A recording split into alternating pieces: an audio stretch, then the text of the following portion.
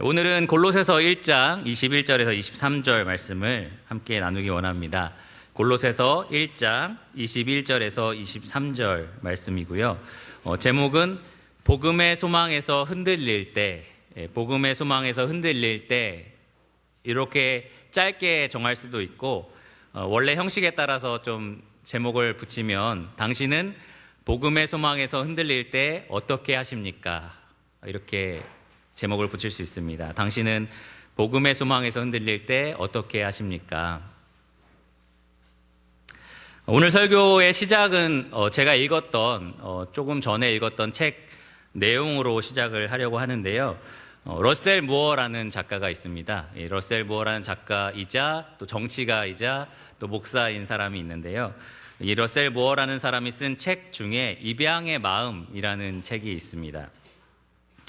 이 러셀 무어는 이 아내와 함께 여러 번 아기를 가지려고 노력을 했고, 많은 수술도 했었고, 그런데도 끝까지 이제 생기지 않고 유산도 하고 이러면서 결국 아이를 입양해야겠다라는 마음을 갖게 되는데, 책에 나오는 내용입니다. 그래서 이제 아내와 함께 여러 나라를 고민하다가 러시아에 있는 아이를 입양하자 이렇게 생각을 합니다. 그래서 러시아로 부부가 이제 가게 됐는데, 거기에 있는 보육원에서 이제 아들 두 명을 이제 입양을 하려고 했습니다. 거기가 얼마나 심각한 상황이었냐면 아주 음침했고 캄캄했고 또 아이들이 울지를 않았었어요. 왜냐하면 울어도 아무도 안 온다는 걸 알기 때문에 아기들이 울지 않는 그러한 보육원이었습니다. 거기에 아기들이 자기들이 싼 배설물이 아기들 침대에 막 다 묻어 있었는데, 그런데도 그냥 방치돼 있던 그런 보육원에서 두 아들을 입양을 합니다. 이 아이들을 집에 데리고 와서 이제 그리스도인으로서 사랑을 풍성히 베풀고 이제 자기 자식으로서 잘 양육을 하는데, 두 가지 특이한 점을 이 사람이 이제 발견을 했다고 해요. 첫 번째는 뭐냐 하면, 아이가 뭔가 자기가 잘못을 하면 나를 버릴 수도 있다라는 두려움을 가지고 산다는 거죠. 절대 그렇지 않은데 나는 계속해서 이 아이를 사랑할 건데, 아이 스스로 내가 혹시나 잘못하면 나를 버리지 않을까 이런 마음을 가진다라는 점을 이제 발견을 합니다. 또 다른 하나는 뭐였냐면, 자꾸 옛 부모, 전 부모를 이제 찾는다는 거예요.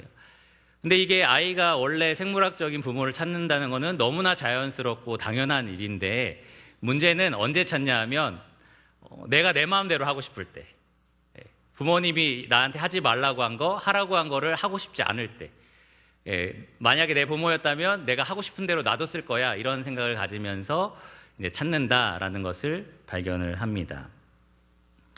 제가 이 책 내용을 잠깐 소개를 해드린 이유는 우리 그리스도인의 삶이 이와 비슷하다라는 생각을 했기 때문입니다. 우리는 어둡고 컴컴한 죄 속에서, 우리가 쌓아놓은 죄 안에서 살아가는 그러한 존재들이었는데, 이 빛이신 하나님께서 빛의 자녀들로 우리를 자녀로 삼아 주셨습니다. 성경에 따르면 양자로 삼아 주셨다, 이렇게 기록이 되어 있습니다.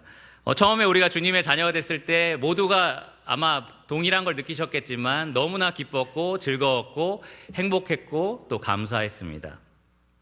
그런데 아까 그 아이들이 느꼈던 감정을 우리도 조금씩 느낍니다. 혹시 내가 죄를 지으면 하나님께서 나를 버리지 않으실까? 버리지는 않는다, 성경에 분명히 써 있으니까 그렇진 않겠지만 예전처럼 나를 가깝게 대하지는 않으실 거야 라는 그러한 염려를 합니다. 반대로 세상 유혹에 심하게 흔들리기도 합니다. 내가 하나님이 아니라 세상이라는 부모 밑에 살았더라면 마음껏 이렇게 했을 텐데, 마음껏 이런 걸 즐겼을 텐데, 마음껏 이런 걸 추구했을 텐데, 이렇게 생각을 하면서 옛 부모를 자꾸 우리가 떠올리는 것입니다. 나 중심적으로 살고 싶을 때, 하나님 중심에서 벗어나고 싶을 때 그러한 유혹을 강하게 느낍니다. 한마디로 말하면 오늘 설교 제목처럼 이 복음의 소망에서 우리가 강하게 흔들리는 것입니다. 우리가 하나님 나라로 향하는 믿음의 항해를 지금 하고 있는데, 아니죠. 비행기를 타고 가는 건 항해가 아니죠. 뭐라고 해야 되죠? 비행을 하고 있는데, 우리 믿음의 그 비행 가운데는 정말 난기류가 많습니다. 그래서 심하게 흔들릴 때가 많다는 겁니다. 우리 죄 때문에 혹은 세상의 유혹 때문에 우리는 이 복음의 소망에 있어서 심하게 흔들립니다. 혹시 여러분 흔들린 경험이 있으십니까? 혹시 지금 여러분 흔들리고 있지는 않으십니까? 무엇이 여러분의 이 믿음을 혹은 소망을 흔들고 계시는지 잘 생각해 보시기를 바랍니다. 오늘 저는 이 말씀을 통해서 우리 믿음이, 우리가 복음에 둔 소망이 흔들릴 때에 어떻게 우리 마음을 바로잡을 수 있을지 세 가지 방법을 살펴보기를 원합니다. 우리의 복음의 소망이 흔들릴 때 어떻게 우리가 믿음에 거하고 터 위에 굳게 서서 복음의 소망에서 흔들리지 않을 수 있을지 세 가지 방법을 살펴보기를 원하고요. 여러분이 이 말씀을 통해서 정말 흔들리지 않는 그러한 자들이 되기를 원합니다. 저는 비행기에 대해서 약간 공포증이 있는데 정말 안전한 거야, 교통사고보다 훨씬 덜 난데 이런 생각을 머릿속에 계속 하는데도 무서워요. 왜냐하면 떨어지면 다 죽는다 이렇게 생각을 하니까, 그리고 이건 버스야라고 계속 눈을 감고 생각을 하는데, 왜냐하면 버스보다 덜 흔들리거든요, 사실 비행기가. 근데도 무섭더라고요. 이게 저 높은 상공에 지금 떠 있다라고 아무리 생각을 안 하려고 해도 생각이 나더라고요.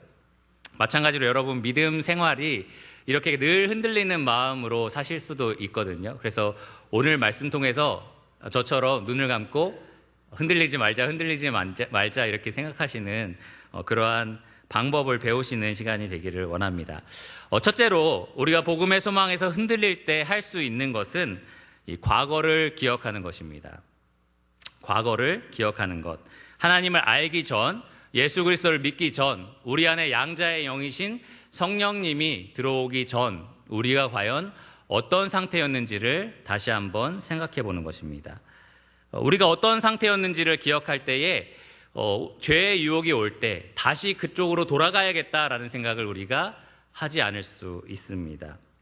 아무리 죄의 유혹이 강력해도 우리 과거가 얼마나 나빴는지, 얼마나 아니었는지를 생각하면 우리가 그 유혹을 이겨낼 수 있습니다. 절대로 과거로 돌아갈 수 없다라고 생각할 수 있다는 겁니다. 오늘 본문 말씀 21절을 보면 우리의 과거에 대해서 이렇게 기록을 하고 있습니다. 21절을 보시면 뭐라고 시작하죠? 전에라는 말은 과거, 현재, 미래 중에 어디를 가리킬까요? 과거를 가리킵니다.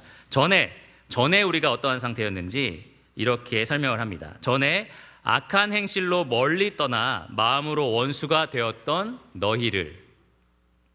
전에 우리가 이러했습니다.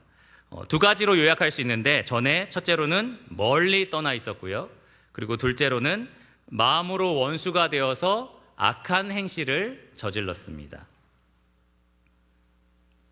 이 두 가지 특징, 멀리 떠나 있었다는 것과 악한 마음으로부터 시작된 악한 행실, 이 두 가지 특징 다 우리와 하나님의 관계 아래 주어진 내용입니다. 그것에 대한 이야기입니다. 우리가 멀리 떠나 있었다는 것은 그냥 우리끼리 서로 멀리 떨어져 있었다 이런 말이 아니죠. 어떤 대상이 있을 거잖아요. 누구를 말할까요? 우리가 무엇으로부터 멀리 떨어져 있었습니까? 과거에 우리가 하나님으로부터 멀리 떨어져 있는 사람이었습니다. 이 멀리 떨어져 있다는 것은 관계가 있다는 겁니까? 아니면 없다는 겁니까? 없다는 겁니다. 그냥 말만 들어보면 그냥 멀리 있었다는 거지 관계가 있었다는 거 아니야? 이렇게 생각이 들지 모르겠지만 실제로 이 말의 의미는 그 관계가 끊어졌다, 단절되었다라는 의미입니다. 사도 바울은 이 단어를 에베소 교회에 사용할 때 그때 너희는 그리스도 밖에 있었고 이스라엘 나라 밖의 사람이라, 이 밖의 사람이다라는 표현을 쓸 때 이 단어를 사용했습니다.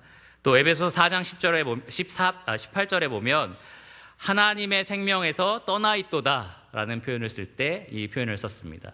그러니까 멀리 있었다라는 것, 우리가 과거에 하나님과 멀리 떨어져 있었다는 것은 그 하나님과 관계가 끊어져 있었다, 그 하나님 밖에 있었던 존재였다라는 말입니다. 단절되어 있었던 상태였다라는 말입니다. 우리가 왜 하나님과 단절되어 있었을까요? 왜 우리가 하나님과 멀리 떨어져 있었을까요? 무엇 때문이었을까요? 맞습니다. 죄 때문이었습니다. 그래서 그 다음에 따라오는 두 번째 우리 과거의 특징이 마음으로 원수된 것, 그리고 악한 행실을 맺는 것입니다. 그러니까 이 두 가지를 잘 생각해 보시면 우리는 단지 하나님 싫어하는 거짓말, 도둑질, 이러한 악한 행동만 한 것이 문제가 아니었고요. 마음으로부터 하나님을 거스르고 싶고 대적하고 싶어하는 원수된 마음이 있었다는 겁니다. 그 마음 때문에 자연스럽게 흘러나온 행동들이 악한 행실입니다. 그것 때문에 우리는 하나님과 단절된 상태가 되었습니다. 마음부터 하나님을 싫어했고요. 행동으로도 하나님을 거스르는 일들을 했습니다. 아마 이 중에 어떤 분들은 이렇게 저에게 질문할지도 모르겠습니다. 저는 하나님과 원수되고 싶은 마음은 없습니다. 전 솔직히 하나님과 원수되고 싶은 마음 없고요. 하나님을 존경합니다. 요즘에 젊은 사람들이 쓰는 말 리스펙트합니다. 뭔지 아세요?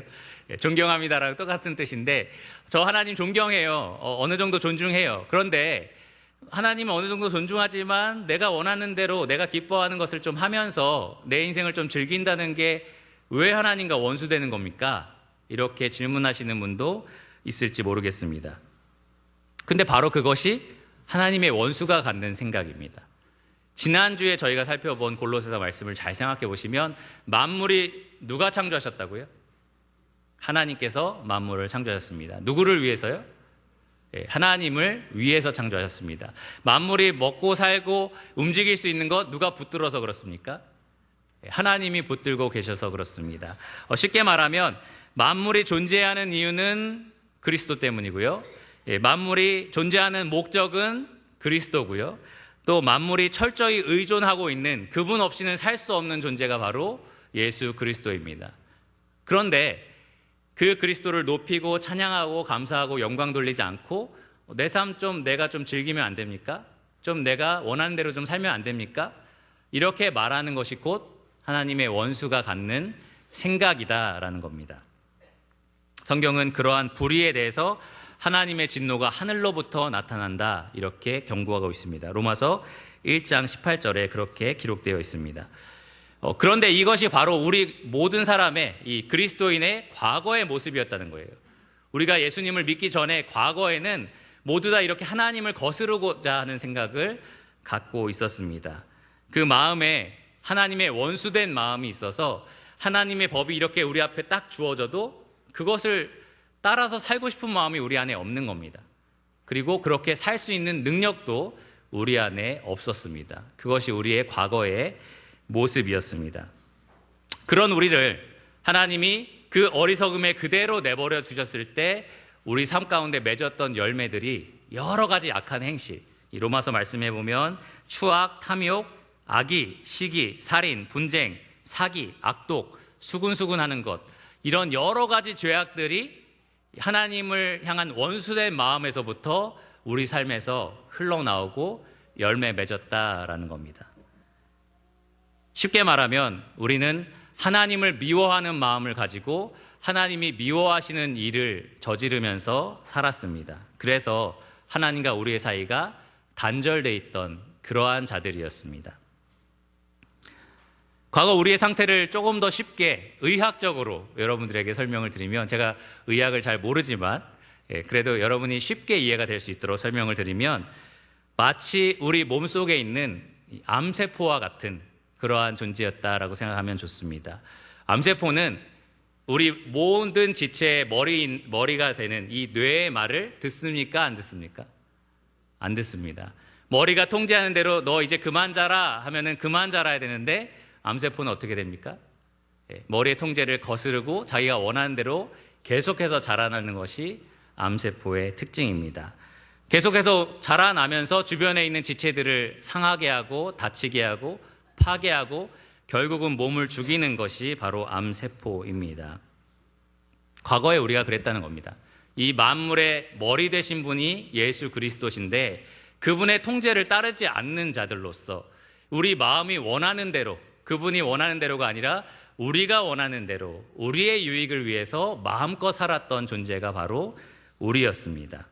철저히 그리스도 중심이 아니라 철저히 자기 중심적으로 우리는 그렇게 살아왔었습니다. 그래서 그리스도가 싫어하는 온갖 더러운 일들을 우리는 마음으로 간절히 원했고 또 그렇게 행하면서 살아왔습니다. 우리가 구원받았던 곳이 바로 거기라는 거예요. 거기로부터 우리가 구원을 받은 사람이었다라는 겁니다. 아까 처음에 제가 책 이야기를 드린 것처럼 우리가 쌓아놓은 그러한 배설물 속에 있었던 그 아기들처럼 우리는 우리가 저지른 여러 가지 죄악 속에 우리가 들어가 있어서 그렇게 고통받고 그러한 더러움 속에 내버려둠을 당했던 그러한 상태였다는 겁니다. 그것이 우리의 과거였다는 겁니다. 여러분이 복음을 받아들였다는 것은 거기로부터 구원을 받았다라는 말입니다. 근데 문제는 세상이 자꾸 우리에게 다시 그 과거로 돌아가 보지 않을래라고 속인다는 겁니다. 거기 참 좋았잖아. 거기 참 괜찮았잖아. 너희가 하고 싶은 대로 할 수 있었잖아. 너희가 추구하고 싶은 건 마음껏 추구할 수 있었잖아. 이렇게 세상이 우리를 속인다는 겁니다. 진짜 니네가 원하고 싶은 대로 원하는 대로 살 수 있는 곳이야 라고 우리를 속입니다. 하나님과 지금 친구 관계이지만 세상과도 충분히 친구가 될 수 있어 라고 우리를 유혹합니다. 하나님이 노라고 말하신 것을 글쎄 괜찮지 않을까 라고 우리에게 이야기하고요. 하나님이 그렇게 하라라고 말씀하신 것을 꼭 그렇게 해야 할까? 꼭 그렇게만 해야 할까? 라고 우리를 속입니다. 하나님이 진짜 복되다라고 우리에게 말씀하신 것에 대해서 솔직히 시시하다, 별로 그렇게 우리에게 유익이 없다라고 세상 유혹은 우리에게 말을 합니다. 우리의 친부모이신 하나님이 우리에게 줄 수 있는 것들에 대해서 속입니다. 너네 하나님은 다 줄 수 없어. 과거에 너희가 있었던 그곳에 가면 진짜 너희 마음이 원하는 것을 다 채워줄 수 있어. 이렇게 세상은 우리를 속입니다. 그런데 이 바울이 골로새 교회에게 편지할 때 전에 너희가 어땠는지 생각해봐라. 이 세상이 아무리 너희를 속여도 과거로 돌아가는 것은 이러한 상태로 돌아가는 거다라고 경고를 하는 겁니다. 아무리 세상 유혹이 매혹적이어도 먹음직스럽고 탐스럽고 보암직스러워도 절대로 그 과거로 돌아가서는 안 된다. 이렇게 경고를 하는 겁니다. 왜냐하면 우리가 가지고 있는 이 복음의 소망이 바로 그 과거로부터 건짐을 받았다라는 것이기 때문입니다. 절대로 여러분 세상 유혹이 강하더라도 과거로 돌아갈 생각을 하지 마시기를 바랍니다. 암 환자가 완치되고 나서 꿈에도 생각하고 싶지 않은 게 뭔지 아십니까? 두 글자로 네, 재발입니다. 재발한 환자를 제가 병원에 가서 몇 번 봤지만 얼굴이 너무 어두워요. 왜냐하면 과거에 겪었던 그 모든 것을 다시 겪어야 된다라는 생각 때문에 그렇습니다. 마찬가지로 이 과거에서 건짐받은 그리스도인은 절대로 다시 그 과거로 돌아가야겠다라는 생각을 하지 말아야 합니다. 다시 세상과 벗되고 싶다라는 그 마음이 여러분 속에 조금이라도 든다면 강력하게 뿌리치시기를 바랍니다. 세상과 벗된 것이 곧 하나님과 원수된 것이다. 이 말씀을 꼭 기억하시기를 바랍니다. 이 세상의 유혹은 아무리 매혹적으로 보여도 아무리 그럴듯해 보여도 결국 우리를 이 하나님과 단절되어 있었던 하나님과 원수되어 있었던 그 자리로 되돌아가도록 만든다는 것입니다. 이상하게 인간은요, 지나가면 아무리 안 좋았던 추억도 굉장히 좋았던 것처럼 생각할 때가 있어요. 이스라엘 백성도 한번 생각해 보세요. 아니 노예살이하고 막 벽돌 굽게 하고 이런 애굽에 종살이했던 게 뭐 즐거웠겠습니까? 근데 광야에서 현실이 좀 괴로우니까 그때가 좋았다. 애굽에서 종살이했을 때가 너무 좋았어. 뭐 이런 얘기를 하잖아요. 우리가 마늘도 먹을 수 있었고 양파도 먹을 수 있었고 막 이런 얘기를 합니다. 근데 그리스도인들도 마찬가지예요. 지금 우리가 이 죄의 노예에서 건짐을 받아서 하나님의 자녀가 되었는데 과거가 좋았어. 그때는 내가 원하는 대로 할 수 있었어. 내가 좋아하는 거, 추구하고 싶은 거 마음껏 할 수 있었어. 이러한 생각을 갖는 것 자체가 굉장히 잘못됐다라는 겁니다. 그러니까 여러분 절대로 이 과거를 생각하지 마시고요. 세상 유혹이 여러분의 복음의 소망을 흔들 때에 우리의 과거가 어땠는지를 똑똑히 기억하시기를 바랍니다. 우리는 거기로부터 구원받은 사람들입니다.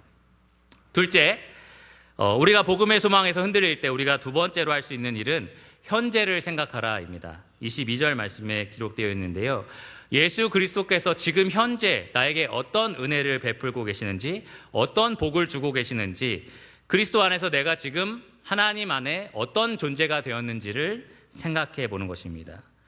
시편 103편 2절에 보면 이런 말씀이 있는데요. 내 영혼아 여호와를 송축하며 그의 모든 은택을 잊지 말지어다. 여러분이 지금 현재 그리스도 안에서 하나님과 누리고 있는 여러 가지 은택, 이 은혜를 잊지 말지어다라는 겁니다. 그러면 현재 그리스도께서는 여러분에게 어떤 은혜를 주고 있습니까? 21절의 말씀을 보시면 뭐라고 시작을 하죠? 이제는이 무엇을 의미하죠? 과거, 현재, 미래 중에 지금 아이들 웃고 있는 거는 그 이제를 생각해서 그렇죠. 이제 바로 지금을 말합니다. 지금 현재 어떤 상태이냐? 이제는 그의 육체의 죽음으로 말미암아 화목하게 하사 너희를 거룩하고 흠없고 책망할 것이 없는 자로 그 앞에 세우고자 하셨으니, 지금 현재 우리의 상태는 화목하게 된 상태입니다. 이제는 우리가 화목하게 되었습니다. 누구랑 화목하게 된 걸까요? 그 전 구절에서 원수되었던 존재, 바로 하나님과 우리가 이제 화목하게 된 것입니다. 사실 여러분, 사람들 사이에 원수된 존재를 화목하게 만드는 것도 쉽지가 않습니다. 여러분 주변에 원수된 사람들인데 금방 화목을 이뤘다, 이런 이야기를 들은 적 별로 없잖아요. 그렇죠? 오히려 부모가 원수였는데 자식까지 이제 원수다, 이런 얘기를 들어본 적은 많을 것입니다. 여러분 잘 아시는 로미오와 줄리엣, 부모가 원수인데 자자손손 이제 원수가 되겠죠. 그래서 그러한 이야기들처럼 우리는 원수를 풀고 화해하는 그러한 장면을 인간 세상에서도 사실 발견하기가 참 쉽지 않습니다. 그런데 죄가 조금도 없으신 하나님과 죄가 너무나 많은 사람이 어떻게 화목을 이루어낸 것일까요? 그 원수된 관계가 어떻게 깨지고 이렇게 화목을 만들어냈을까요? 누가 이 화목을 이루어냈을까요? 여러분 교회 오래 다니셨기 때문에 정답을 다 알고 계실 거라고 생각하는데, 중요한 거는 말씀이 무엇을 말하느냐라는 겁니다. 22절의 본문을 보시면 우리가 그 화목을 이룬 것은 절대로 아닙니다. 보면 화목하게 뭐라고 되어 있죠? 화목하게 하사. 무슨 표현입니까? 우리가 화목하게 해서라는 말입니까? 아니면 누군가가 우리를 화목하게 만드셨다라는 말입니까? 누군가가 우리를 화목하게 만드셨다라는 겁니다. 우리가 하나님과의 화목을 스스로 이루어낸 적이 없다라는 거고요. 누군가가 그 화목을 이루어내셨다라는 겁니다. 그럼 누가 그 일을 하셨느냐? 본문 22절을 계속해서 보시면 그의 육체의 죽음으로 말미암아, 그의 육체의 죽음으로 말미암아 이 화목이 이루어졌다라고 말을 합니다. 그는 누구를 가리킬까요? 누가 육체로서 이 땅에 오셔서 죽음을 당하셨습니까? 예수님을 말합니다. 예수님께서 그 육체를 입고 이 땅에 오셔서 죽으심으로 우리와 하나님 사이에 화목을 이루어내셨습니다. 왜 육체의 죽음이 필요할까요? 하나님과 우리 사이에 화목을 이루는데 왜 육체적인 죽음이 필요했을까요? 우리와 하나님 사이를 갈라놓았던 이유가 죄라고 했고요. 성경은 죄의 삭은 사망이라고 말을 합니다. 그 죄의 삭신 사망을 예수님께서 우리 대신 담당하신 것입니다. 육체를 입고 모든 육체를 가진 그리스도인들을 대신하여 예수님이 죽으셨을 때 우리 죄에 대한 대가를 다 치르신 것입니다. 그래서 하나님 아버지와 우리 죄인 사이에 화목이 이루어진 것입니다. 로마서 6장 23절에 보면 죄의 삭은 사망이었고요. 로마서 5장 10절에 보면 우리가 원수 되었을 때에 그의 아들의 죽으심으로 말미암아 우리가 하나님과 화목을 이뤘다, 이렇게 기록되어 있습니다. 원수된 것을 예수님께서 십자가로 소멸하셨다, 이렇게 에베소서 2장 16절에도 기록되어 있습니다. 예수님이 지금 현재 우리와 하나님 사이에 있는 화목을 자기의 죽음으로 이루어내셨다라는 말입니다. 우리 지난주에 골로새서 1장 20절에도 이런 말씀이 있었는데요. 한번 1장 20절을 보시면 그의 십자가의 피로 화평을 이루사 만물 곧 땅에 있는 것들이나 하늘에 있는 것들이 그로 말미암아 자기와 화목하게 되기를 기뻐하심이라. 여기서 자기는 누굴까요? 예수님. 또 물어보는 건 아니라는 거죠. 예. 누굴까요? 예수님의 피로 누구와 화목을 제가 이뤘다고 방금 말씀드렸죠. 예, 하나님. 하나님께서 예수님을 보내셔서 예수님의 피로 우리와 화목을 이루기를 기뻐하셨다라는 겁니다. 그러니까 하나님이 사실 우리와 화목을 이루기를 가장 원하셨던 분입니다. 요한일서 4장 10절에는 그래서 이것이 하나님의 사랑이다라고 표현을 하는데, 사랑은 여기 있으니 우리가 하나님을 사랑한 것이 아니요 하나님이 우리를 사랑하사 우리 죄를 속하기 위하여 화목제물로 그 아들을 보내셨습니다. 그 화목제물로 예수님이 대신 죽으셨을 때 하나님과 우리 사이에 화목이 이루어진 것, 그것이 하나님의 사랑이다라고 성경이 말을 합니다. 우리가 원해서였을까요? 하나님, 저는 하나님과 너무 화목하고 싶어요 라고 우리가 원했을까요? 그렇지 않습니다. 네, 하나님이 원하신 거죠. 하나님이 기뻐하신 것입니다. 우리에게 그럴 만한 아름다움이나 가치가 있었을까요? 하나님 보실 때 쟤네들 너무 가치 있어, 쟤네랑 화목을 이룰 수밖에 없어, 쟤네가 없으면 난 안 돼, 이렇게 생각하신 걸까요? 아닙니다. 다만 하나님이 우리를 기뻐하셨고, 다만 하나님이 우리를 사랑하셨기 때문입니다. 이것이 우리가 현재 이 복음의 소망 가운데 누리고 있는 하나님의 은혜입니다. 아버지 하나님과 우리의 화목한 관계, 그것이 우리로 말미암은 것이 아니라 하나님의 사랑과 하나님의 주권으로, 예수 그리스도의 희생으로 우리에게 주어진 선물입니다. 그래서 이 진리는요, 지금 바울이 설명하고 있는 이 진리는 우리가 복음의 소망을 가지고 살다가 우리 죄 때문에 넘어질 때, 그리고 낙심할 때에 우리에게 정말로 큰 반석이 됩니다. 굳건한 반석으로서 우리에게 위로와 격려가 됩니다. 왜냐하면 하나님과 우리의 화목이 우리에게 달려있지 않다라는 것입니다. 우리가 죄를 진다고 해서 하나님이 나를 버리실 분이 아니라는 겁니다.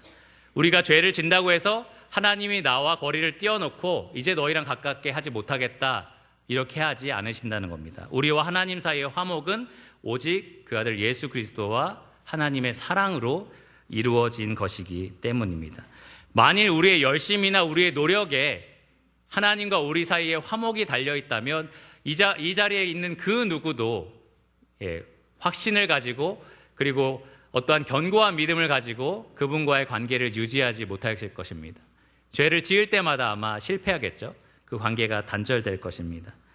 그러나 하나님께서 우리와 화목한 관계를 계속해서 유지하시는 이유는 오직 그 아들 예수 그리스도 때문입니다.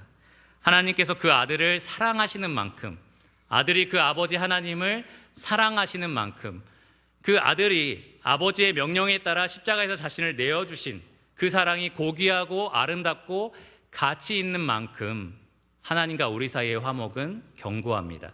그리고 안전합니다. 그러니까 여러분, 죄를 지을 때마다 혹시나 내가 버림받지 않을까, 혹시나 내가 조금 더 하나님에게서 멀어지지 않을까 두려워하지 마시고 안심하시기 바랍니다. 이렇게 말하면 그럼 죄를 지어도 되는구나, 이렇게 생각하시는 분이 있을지 모르겠습니다. 근데 절대로 죄는 가볍지 않습니다. 여러분, 절대로 죄는 성경 그 어디에도 아무것도 아니다 이런 식으로 말한 적이 없습니다. 죄는 절대로 가볍게 볼 수 없는 파괴력을 가지고 있습니다. 죄는 기본적으로 하나님에 대한 반역이고요, 하나님에 대한 원수된 마음에서 시작된 악한 행실입니다. 내 주위에 있는 이웃과 가족과 사랑하는 사람들의 관계를 파괴시키는 것이 바로 이 죄입니다.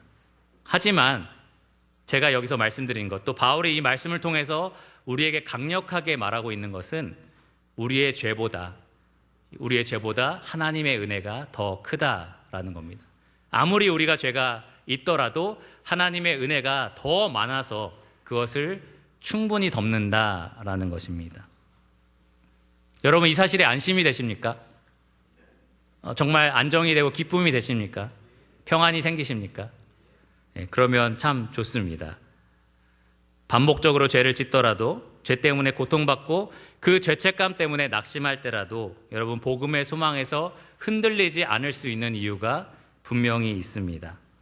여러분, 아버지 하나님의 사랑에서 혹시나 끊어질까 두려워하지 마시기를 바랍니다. 불안해하지 마시기를 바랍니다. 안심하시기 바랍니다. 여러분, 옛날에 유명한 제약회사 광고가 안심하십시오라는 게 있었는데 혹시 아세요? 제가 옛날에 직장이 그거라서 계속 생각이 나는데 여러분, 안심하시기 바랍니다. 평안을 누리시기를 바랍니다. 여러분 자신을 바라보고 불안해하지 마시고요. 예수 그리스도를 바라보고 그분이 이루신 화목을 믿고 신뢰하시기를 바랍니다. 그 견고한 사랑의 관계에서 안심하시고요. 세상이 줄 수 없는 그리스도 안에 있는 평안으로 평안을 누리시기를 바랍니다. 성경은 분명하게 말하는 것이 그리스도 예수 안에 있는 하나님의 사랑에서 우리를 누구도 그 무엇도 끊을 수 없으리라, 이렇게 말을 합니다. 그 가운데는 여러분의 죄와 허물도 포함되겠죠. 그것조차 여러분과 하나님 사이를 끊을 수 없습니다. 그러면 죄 지을 때마다 끊을 수 없어, 이 죄 지어도 상관없어, 이렇게 생각하실 게 아니죠. 그럴 때 오히려 하나님 앞에 나아가서 미쁘시고 의로우신 그분이 우리가 죄를 자백할 때마다 다 사하시겠다라고 약속하신 그 약속을 신뢰하고 그리스도 예수 안에 있는 죄사함의 은혜를 풍성히 누리시기를 바랍니다. 제가 몇 번 말씀을 드렸는데 이런 이야기들을 강조하다 보면 그리스도인들이 쉽게 빠질 수 있는 것이 그러면 죄 지어도 되겠네요, 죄가 그렇게 심각한 게 아니네요 라고 쉽게 이야기를 합니다. 로마서 6장에서 바울에게 질문했던 사람들이 그랬습니다. 뭐라고 질문했냐면, 내가 아무리 죄를 지어도 그보다 더 큰 하나님의 은혜가 더해진다면 그 은혜를 더 많이 얻으려고 내가 더 많이 죄를 지어야 되는 거 아닙니까? 이렇게 이야기한 사람들이 있었습니다. 여러분, 뭐라고 대답해 주시겠어요? 여러분의 자녀가 혹은 여러분의 친한 사람들이 와서 그러면 죄 더 많이 지을수록 은혜를 더 많이 경험한다며, 그러니까 죄를 더 많이 져야겠네? 이렇게 말한다면 여러분 뭐라고 하시겠습니까? 하나님께 불신적이다. 네, 그럴 수 없느니라 라고 하시면 됩니다. 일단 첫째로 그럴 수 없느니라. 사도 바울이 로마서에서 했던 신약 성경에 있는 가장 강력한 부정적인 표현, 그럴 수 없느니라. 절대 그럴 수 없다라는 표현인데요. 바울은 골로새서 말씀에서도 그럴 수 없느니라 라고 이야기를 합니다. 22절 본문에 보면 그리스도께서 육체의 죽으심을 당한 것이 특별한 목적이 있어서다라고 분명히 얘기를 합니다. 너희가 죄를 짓는다는 것은 그 목적을 거스르는 것이다 라고 이야기를 합니다. 복음은 단지 우리와 하나님 사이의 화목을 이룬 것으로 그것이 아니라 더 다른 목적이 분명히 있다라는 겁니다. 더 이상 죄의 노예가 아니고 이제는 의의 노예가 된 것이다 라는 것을 선포합니다. 22절의 본문에 보시면 이렇게 나와 있는데요. 이제는 그의 육체의 죽음으로 말미암아 화목하게 하사, 그 다음이 이제 중요합니다. 그것이 그렇게 화목하게 하신 목적을 가리키기 때문인데요. 너희를 거룩하고 흠없고 책망할 것이 없는 자로 그 앞에 세우고자 하셨으니, 이것이 예수님이 육체의 죽음을 당하신 목적입니다. 우리가 더 이상 죄 가운데 사는 것이 아니라 흠없고 책망할 것이 없고 거룩한 자로서 하나님 앞에 서게 하시기 위해서입니다. 이것이 복음의 목적이에요. 더 이상 죄를 짓지 않고 살도록, 이제 하나님을 위해서 살도록, 하나님처럼 거룩한 삶을 살도록 우리를 구원하셨습니다. 여러분, 개인 파산 신청 제도라고 아십니까? 혹시 신청하신 분 계십니까? 손들 수 있는 상황은 아니겠지만, 개인 파산 신청 제도라는 게 있습니다. 자기의 능력이나 재산으로 채무를 해결하기 어려운 사람들이 신청을 하는 건데요. 그러면 어떻게 도와주는지 아십니까?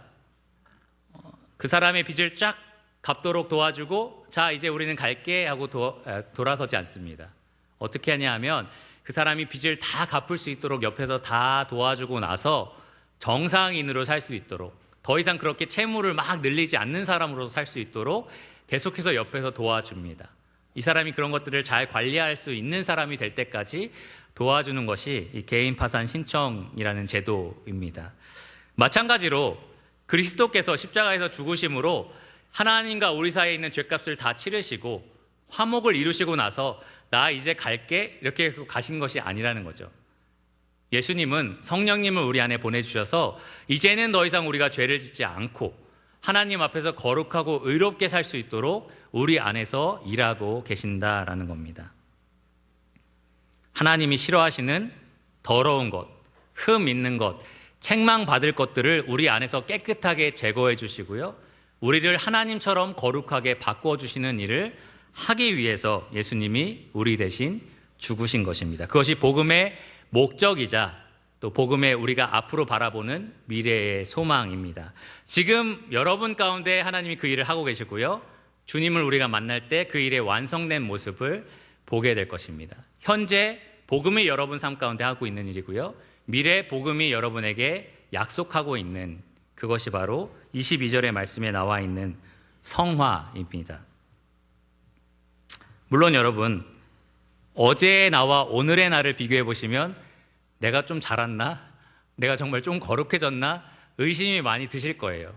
난 똑같은데? 이런 생각이 많이 드실 겁니다. 하지만 10년 전의 여러분과 10년 후의 여러분을 바라보시면 아마 다를 겁니다. 주님께서 정말 여러분 삶 가운데 역사하셔서 나를 이렇게 자라게 하셨구나라는 것이 분명히 보일 겁니다. 시아버지, 시어머니 미워했는데 지금은 이해가 되고 용서가 되는 사람이 됐을 거고요. 직장에 있는 직장 동료들이 너무나 싫었는데, 상사가 너무 미웠는데 지금은 내 상사가 아니라 이제 밑에 일하는 사람이 바라보면서 내 상사가 옛날에 나를 이렇게 봤겠구나, 이해가 된다, 그런 마음들을 여러분 가지실지도 모릅니다. 하나님께서 여러분 가운데 진짜로 역사하고 계신다라는 겁니다. 그리스도를 통해서 하나님께서 여러분 가운데 역사하고 계십니다. 여러분 거룩하게 지금 빚어가고 계십니다. 예수님은 요한복음 15장 오늘 아침에 우리가 읽었던 말씀처럼 아버지께서 무릇 열매 맺는 가지는 열매를 더 맺게 하기 위해서 어떻게 하신다고요? 깨끗하게 하신다, 이렇게 말씀하셨습니다. 실제로 복음의 능력이 거기에 있습니다. 여러분을 지금 깨끗하게 하고 계시는 중입니다. 바울은 빌립보 성도들에게 너희 안에 착한 일을 시작하신 이가 그리스도 예수의 날까지 이루실 줄을 우리는 확신하노라, 이렇게 기록을 했습니다. 착한 일이 우리 안에 탁 시작이 됐는데요, 예수님의 날이 이를 때에 그것이 온전히 이루어진다라는 겁니다. 점점 더 우리는 그 길을 향해서 나아가고 있습니다. 마지막으로 히브리서 기자는 이렇게 말을 하는데요, 물어봅니다. 히브리서 9장 14절에 보면 영원하신 성령으로 말미암아 흠없는 자기를 하나님께 드린 그리스도의 피가 어찌 너희 양심을 죽은 행실에서 깨끗하게 하고 살아계신 하나님을 섬기게 하지 못하겠느냐. 이 질문에 대한 답은 뭐죠? 좀 어렵죠? 못하겠느냐라고 했을 때 못하지 않습니다, 이게 답입니다. 이 사람의 질문에 대한 답은 아닙니다. 예수님의 피면, 예수님의 능력이면 우리가 정말로 그렇게 변화될 수 있습니다 라는 것이 정답입니다. 그러니 여러분, 그리스도인의 삶을 살아가면서 복음의 소망에 우리가 흔들릴 때에 자라지 않는 것 같아서, 혹은 자라날 때 너무 성장통이 심한 것 같아서 낙심하지 마시기를 바랍니다. 여러분의 복음의 소망 가운데 흔들리지 마시기를 바랍니다. 오히려 하나님께서 여러분 가운데 역사하고 있다라는 증거고요, 여러분이 잘 느끼지 못할지라도 하나님은 분명히 여러분 삶 가운데서 이 일을 이루고 계십니다. 여러분을 아름답게 빚어가고 계십니다. 지금 이 순간에도 하나님은 여러분을 만지고 계시고요, 돌보고 계시고 거룩하게 만들어가고 계십니다. 혹시 내 안에 있는 죄가 분명히 보이는데 하나님 왜 이것을 놔두시지? 라고 생각하시는 분들 염려하지 마시기 바랍니다. 하나님 반드시 그것을 드러내실 것입니다. 그리고 반드시 하나님이 그것을 다루실 것입니다. 좀 무섭죠? 그런데 무서워하지 마세요. 여러분 부모이신 분들은 자녀의 그러한 어려움들을 발견하면 그것이 좀 고통스러울지라도 자녀에게 유익이 될 때 분명히 그것을 다루실 것입니다. 히브리서 말씀해 보면 악한 부모도 자녀를 그렇게 훈계하는데 하나님이 자기의 자녀들을 훈계하지 않으시겠느냐라고 말씀을 하십니다. 하나님이 훈계하지 않는 자녀는 친자녀가 아니고 버린 자녀다, 이런 식으로 강력하게 말을 합니다. 반드시 여러분들을 변화시키실 거고요, 자라나게 하실 겁니다. 여러분의 모든 죄를 제거하실 거고요, 아들의 형상을 담게 하실 것입니다. 여러분 좀 무섭다라고 느껴지시면 빨리 정신 차리고 돌이키시면 돼요. 더 맞기 전에 빨리 돌이키시면 됩니다. 실제로 구약 성경에 보면 하나님이 이스라엘 백성에게 너희가 얼마나 더 맞으려고 회개 안 하니 이렇게 말씀하신 장면이 있습니다. 너희가 피나고 지금 몸이 상하고 이럴 정도로 나한테 맞았는데도 돌이키지를 않는다. 언제 돌이킬래? 라고 말씀하시면서 계속해서 이제 훈계하는 장면이 나와 있습니다. 여러분, 더 맞기 전에 돌이키시고요. 그리고 정말 하나님이 여러분 가운데 역사하신다라는 것을 꼭 기억하시기 바랍니다. 복음의 소망에서 절대로 흔들리지 마십시오. 마지막 세 번째 방법을 살펴보겠습니다. 23절에 나오는데 우리가 복음의 소망이 흔들릴 때 마지막으로 우리가 그 소망을 붙들 수 있는 것은 미래를 바라보는 것입니다. 복음이 약속하는 미래의 소망을 우리가 붙드는 것입니다. 23절에 보면 만일 너희가 믿음에 거하고 터 위에 굳게 서서 너희 들은 바 복음의 소망에서 흔들리지 아니하면 그리하리라. 미래형입니다. 그렇게 될 것이다 라는 약속입니다. 근데 23절에서 우리가 꼭 봐야 할, 놓치지 말아야 할 중요한 표현이 하나 있는데 제일 처음에 나오는 두 글자 단어입니다. 뭐죠? 만일. 만일은 뭡니까? 조건문을 가리킵니다. 23절이 조건문이다 라는 것을 우리에게 말해주는데요. 만약에 너희가 이렇게 하면 이렇게 될 것이다 라는 표현입니다.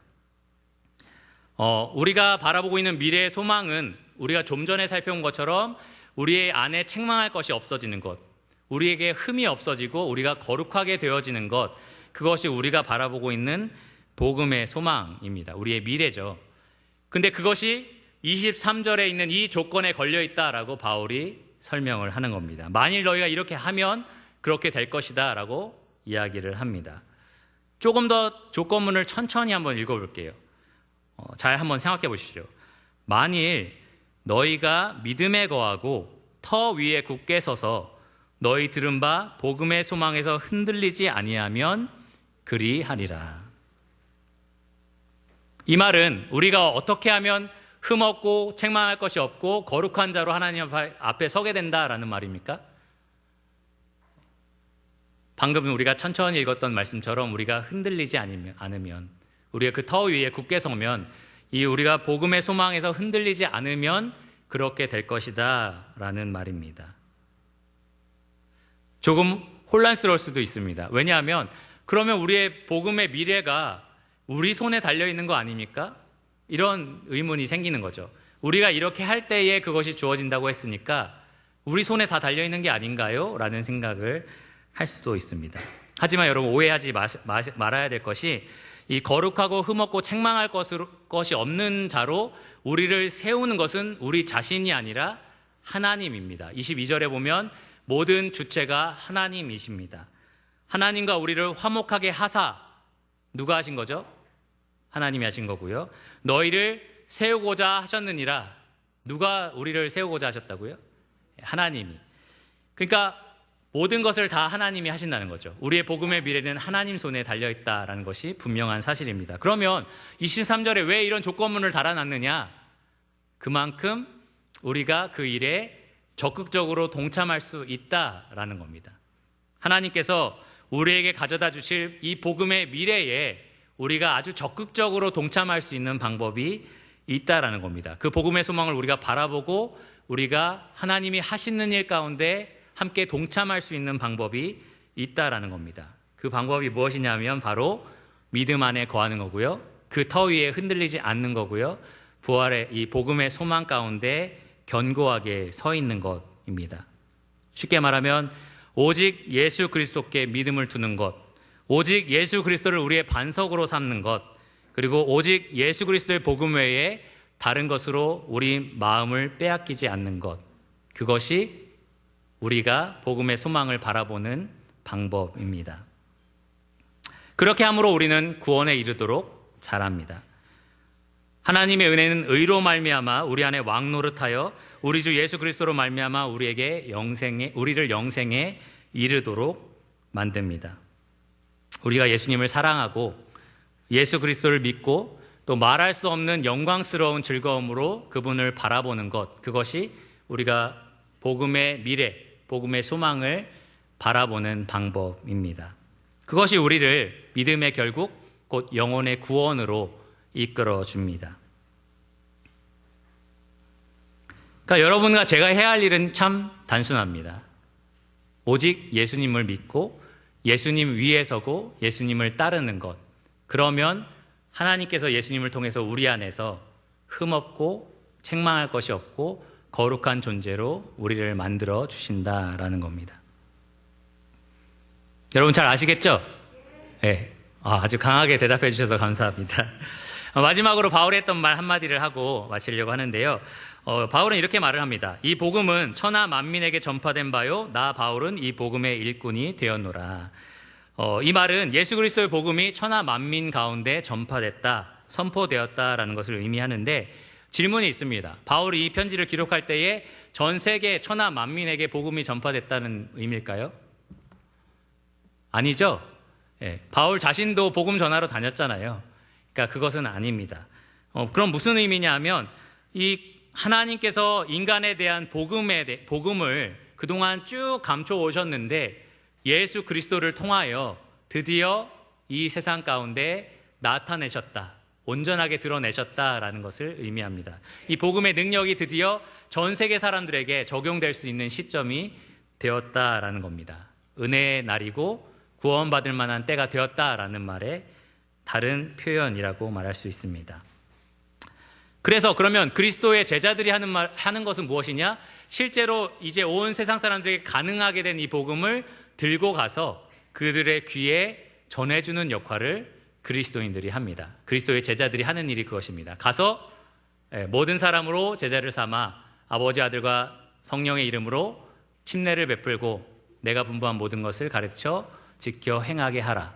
그것이 모든 그리스도인들이 하는 일입니다. 이 사도 바울처럼 말입니다. 바울이 이렇게 얘기하죠. 나도 그 복음의 일꾼이 되었다.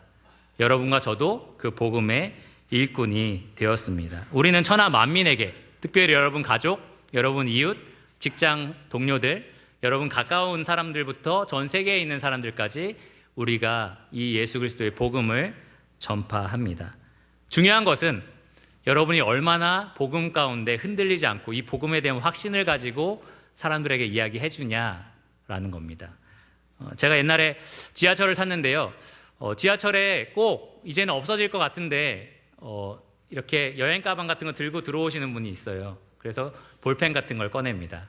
그러면서 이야기를 하죠. 볼펜 하나에 1,000원입니다.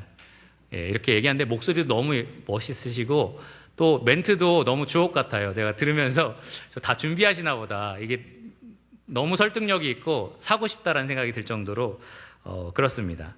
그분을 목소리에 확신이 차 있어요. 사실은 확인을 해봐야 될 텐데 갖고 있는 모든 제품이 다 특허 받았다고 합니다. 그래서 이게 우리나라가 특허를 막 주는 건지 아니면은 어디서 특허를 받는지 모르겠지만 어쨌든 볼펜도 특허 받았고 뭐 손톱깎이도 다 특허 받았고 다 특허를 받았대요. 근데 그래서 정말 세상에 이 제품밖에 없다라는 확신을 가지고 설명을 합니다. 참 대단하다는 생각이 제가 들을 때마다 들고요.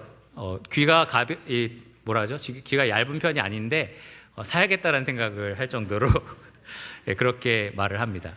근데 중요한 것은 그리스도인인 우리가 사실은 복음을 들고 나가서 사람들에게 전파하는 사람들인데 우리는 정말 그러한 확신 가운데 이야기를 하냐라는 겁니다. 정말 이것이 진짜 복음이고 하나님과 우리 사이를 화목하게 하는 유일한 방법, 유일한 구원자가 예수 그리스도다라는 확신을 가지고 우리가 전파하냐라는 겁니다.